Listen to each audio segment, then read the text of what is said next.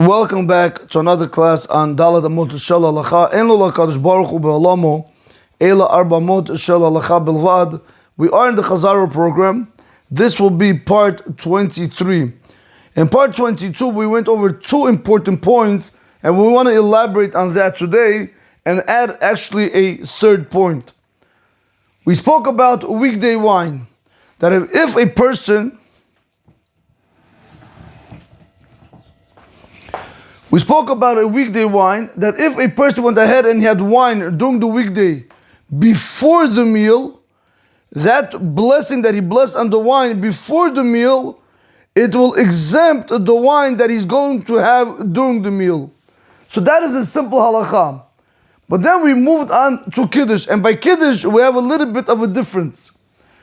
Whenever you're going to go ahead and you're doing Kiddush on wine on Shabbat or on Yom Tov, it exempts the wine during the meal, but on condition. So we have two conditions. Condition number one or condition number two. What's condition number one? That you had in your mind to drink during the meal, or you are accustomed to drinking wine during the meal. Now, what's going on over here?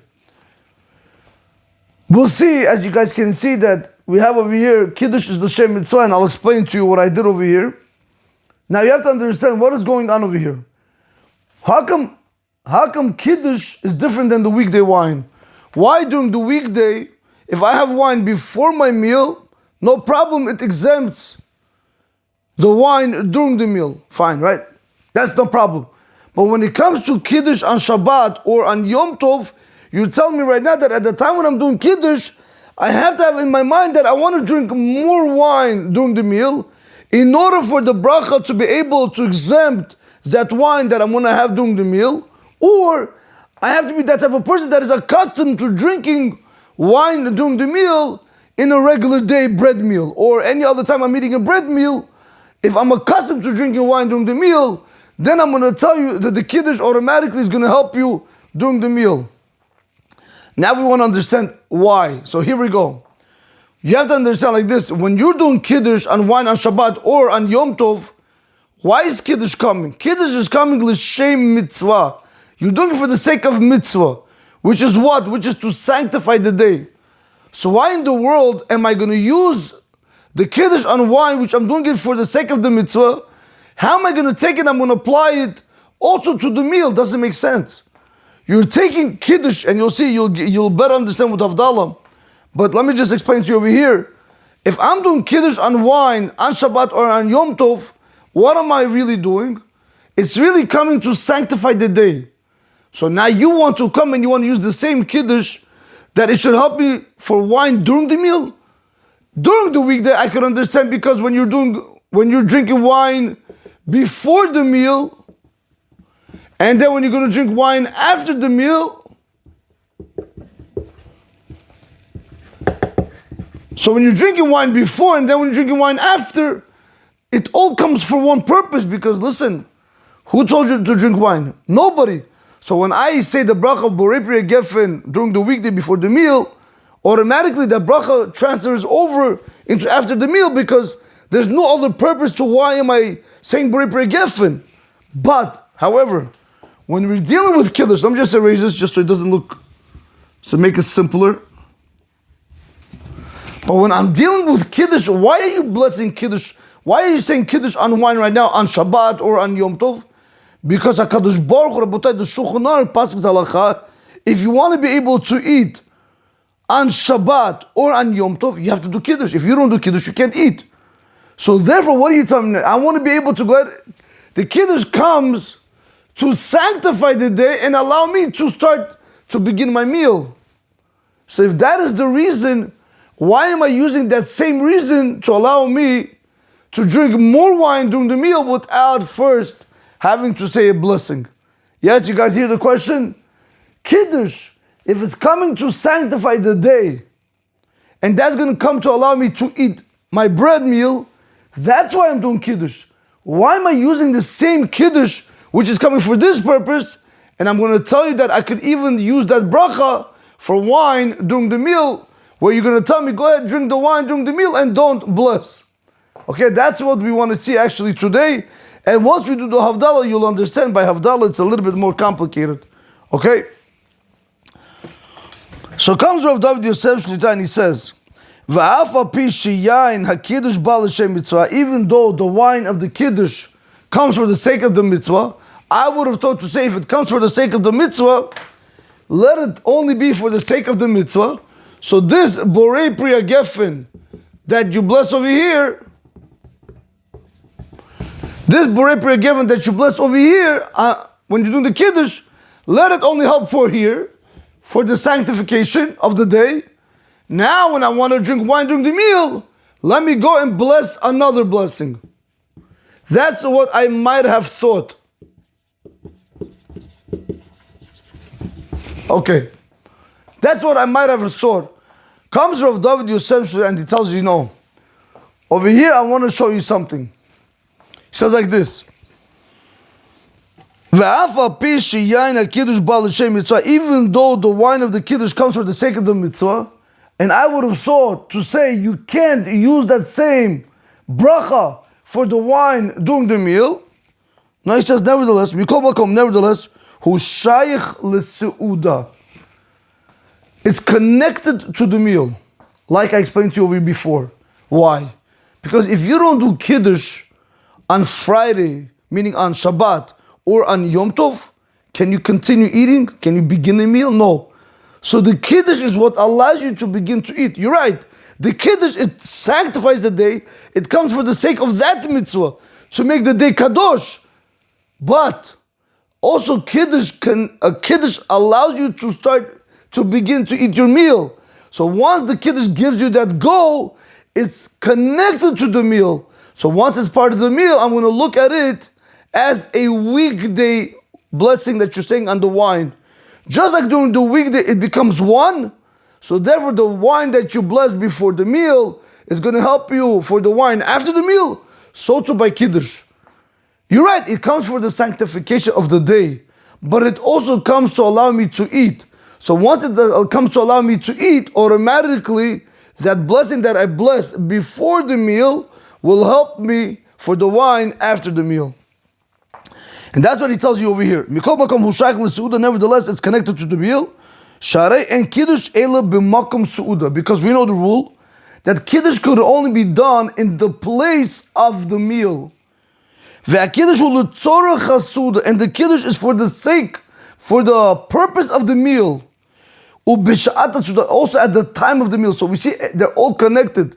The Kiddush that you're doing now is not only coming to sanctify the day, but it's also allowing you to come to eat your bread meal. You have to understand this is a very important concept. When we say en Kiddush ele b'makom suda, a person, sometimes he goes to shul, right? So he hears over their Kiddush, right? And now when he comes home, he continues his bread meal without doing Kiddush again. You can't do that. Unless you drank 3 ounces or you ate a kazayt mezanot, that is something else. But let's say a person, he went ahead and he did, for example, you were sitting in your house, you're gonna have a meal in your house, and then somebody walked in, your brother walked in and said, come to my house, let's have a meal in my house. So you tell your children, no, let me do Kiddush now, and then we'll take our stuff and we'll go over there. So you do Vaychulo Shamayim, all the Savri Maranan, everything. Baruch Ata Hashem Mekadesh Shabbat. You drink a little bit wine, right? Melol Ugmav, a cheekful, but you didn't drink 3 ounces. You drink a cheekful, and then you went ahead and you gave your wife whatever. And now you guys get up and you leave. Did you fulfill the mitzvah of Kiddush for that day of Shabbat? Absolutely not. When you go back to your brother's house, you got to redo the Kiddush again. Kiddush has to be done b'makom su'uda. So we see from over here that Kiddush, it is part of the meal. It's one and connected. That's why we're going to tell you that when you're doing Kiddush on wine on Shabbat or Yom Tov, it's going to exempt the wine during the meal. The only thing is, since it comes also to sanctify the day, we're going to tell you, make sure that you think it in your mind that you want to have more wine during the meal, or you're that type of person that is accustomed to drinking wine during the meal during the regular weekday, so therefore you don't have to think it. Bottom line over here we see something very important, that on a regular weekday, if I bless Borei Priya Geffen before the bread meal, that blessing will cover the wine during the meal. That's during the weekday. When it comes to Shabbat and Yom Tov, the wine, the blessing on the wine is only going to help me if I had one of these conditions. If I did not have one of these conditions, you're not going to be allowed to drink without first saying the blessing. Okay, so that's why you have to be very careful when it comes to Kiddush on wine on Shabbat and Yom Tov. Fine. That is that. Now let's move forward. All right, let's leave this. Hopefully you guys see this. Okay, I'm going to see something. Now let me erase this. Let me just bring it higher. I don't know if you can see it.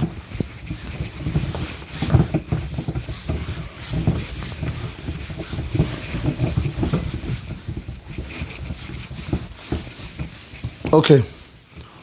Now let's focus on Havdalah. Havdalah is a little bit more complicated because that's so pashut.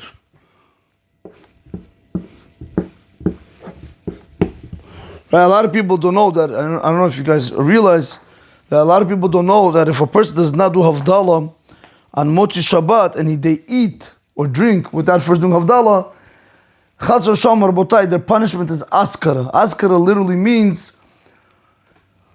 the swelling of the intestines. It starts from the stomach, Chas v'Shalom, goes all the way up to the throat, and that's where it chokes him and the person dies. That's one of the worst deaths, Chas v'Shalom. That's very important. A lot of wives don't do Havdalah. A lot of children don't do Havdalah. A lot of people don't do Havdalah. Even your small children over the age of chinuch, 6 years old, that's when the age of education begins. But if they're very sharp, it even begins at the age of 5. Your children also have to hear Havdalah, Rabotai. We as parents have an obligation to educate our children in the mitzvot. So when they grow up, they're going to be accustomed to it.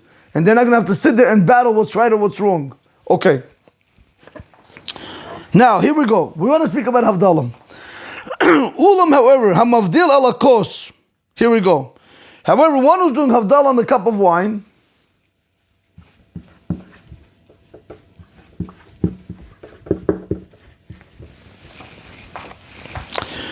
in his mind, he wants to eat a meal.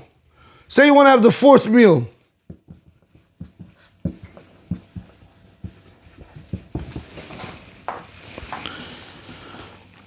Right? You want to go ahead after you do Havdalah on the cup of wine, you want to go ahead and have a meal. Miyad, immediately afterwards. And that's in place where you went ahead and you did the Havdalah. Let's say you did the Havdalah in your living room. That's where you're going, not in your living room, in your dining room. That's where you're going to go ahead and you're going to have your malav and malk, your 4th meal. Here we go. Nechluku haposkim im hayayin sheshata behavdalah poter et hayayin shebatato lishtot betoch hasuda. Here we go. Excuse me. We have over here a machloket, a dispute.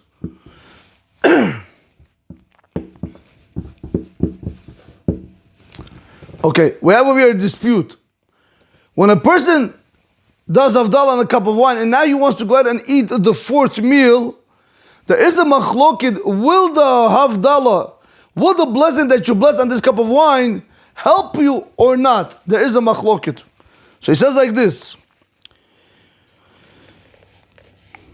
V'yesh omrim, there are those that say, Shiyayin shel Havdalah poter yayin sheshute b'sudah shel acharecha. There are those that say that the wine that you did on the Havdalah, that the blessing that you did doing the Havdalah on the cup of wine, it will help you exempt the wine that you're going to have during the meal. So let's go like this. Let's go with the first opinion. When you do Havdalah on a cup of wine, we're going to tell you, yes, it helps you. That if you're going to have wine during the meal,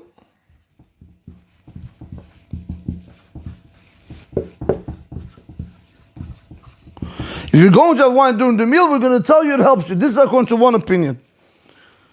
And there are those that say, here we go.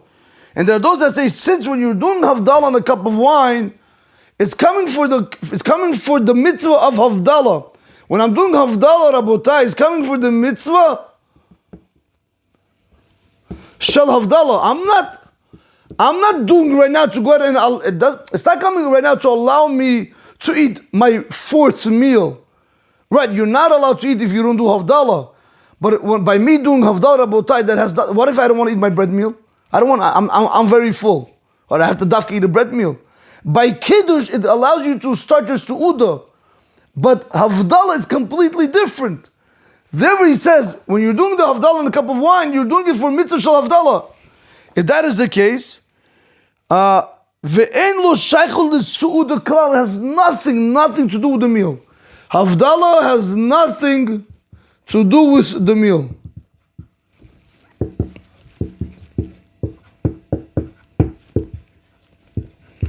It has nothing to do with the meal.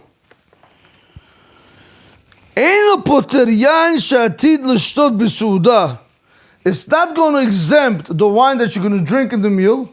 So when you're doing Havdalah on a cup of wine, this Havdalah, it will not exempt. No. It will not exempt the wine that you're going to have during the meal.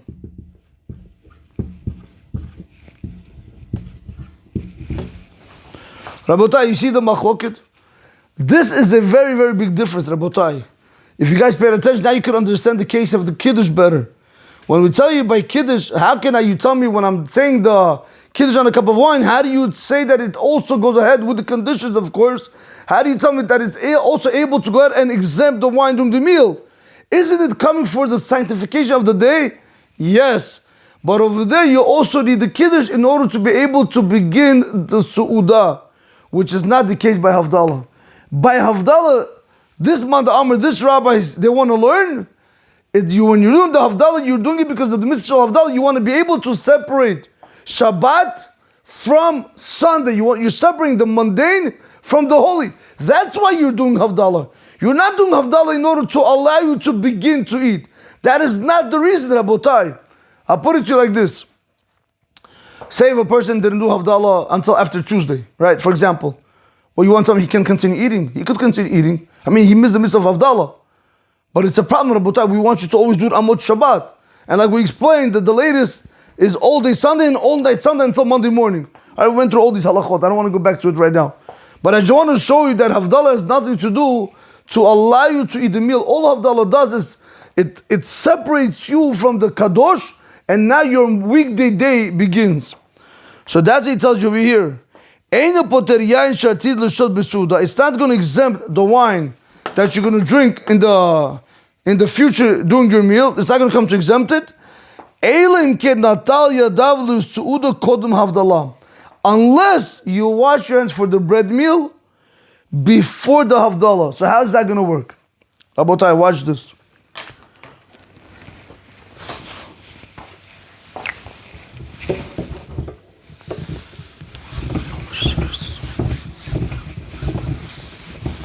According to this opinion that says Havdalah on a cup of wine doesn't help you, and only when will it help you?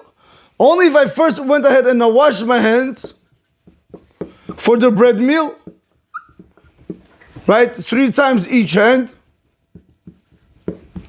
Now, you're not going to say Hamot. Now you're going to go ahead and you're going to do the whole procedure.